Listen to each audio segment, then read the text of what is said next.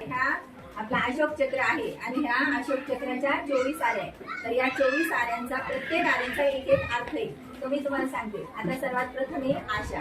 तर आपल्याला पुढे काही चांगलं घडेल अशी नेहमी प्रत्येकामध्ये आपल्यामध्ये आशा असायला हवी, साहस असायला हवं, आपल्यामध्ये धैर्य असायला हवं. कोणतंही काम करत असताना आपल्या अंगी धैर्य असायला हवं. नंतर आहे शांती. आपण सर्वांनी शांती ठेवली पाहिजे. नंतर दयाळूपणा अंगी असला पाहिजे. प्रत्येकाच्या अंगी दयाळूपणा असायला हवा. प्रत्येकाच्या अंगी प्रामाणिकपणा असायला हवा. निष्ठा असायला हवी.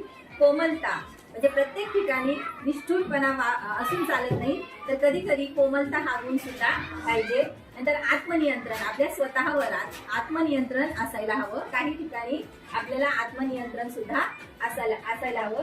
निस्वार्थता, प्रत्येक आपण सेवा करत असताना निस्वार्थपणे सेवा केली पाहिजे, म्हणजे आपल्या अंगी निस्वार्थता हा गुण पण असायला हवा. त्याग करण्याची भावना अंगी पाहिजे. नंतर सत्य, प्रत्येकाच्या अंगी सत्य हा गुण असायलाच हवा. नंतर धर्म, आपल्या धर्माविषयी प्रत्येकाला अभिमान आदर असावा. इतरांच्या धर्माचा सुद्धा सर्वांनी आदर करायला पाहिजे. नंतर न्याय, प्रत्येकाने सर्वांना न्याय मिळेल अशा उद्देशाने सर्वांनी वागायला पाहिजे. करुणा, दया आपल्या अंगी असावी.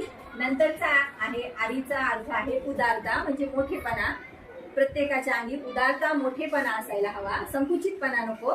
नंतर विनम्रता, नम्रपणा, मोठ्यांशी आदर, विनम्रपणे वागणे हा एक गुण असायला हवा.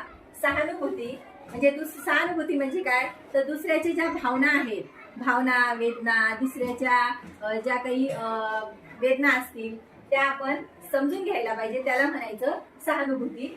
सहानुभव म्हणजे आपल्याला आलेल्या एखाद्या अनुभवावरून दुसऱ्याची जाणीव समजून घेणे किंवा काय जाणीव आहे ती समजून घेता आली पाहिजे. आध्यात्मिक असलं पाहिजे. नंतर ज्ञान, कायम आपण ज्ञान घेण्याची आपली वृत्ती असावी.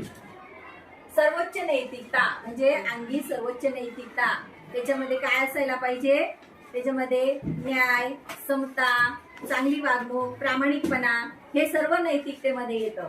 मध्ये सर्वोच्च नैतिकता असायला पाहिजे. परोपकार, जसं झाड हे कायम परोपकार करतं, कुठलाही स्वार्थ ठेवत नाही, त्याप्रमाणे आपण सुद्धा परोपकार हा गुण आपल्या अंगी असावा.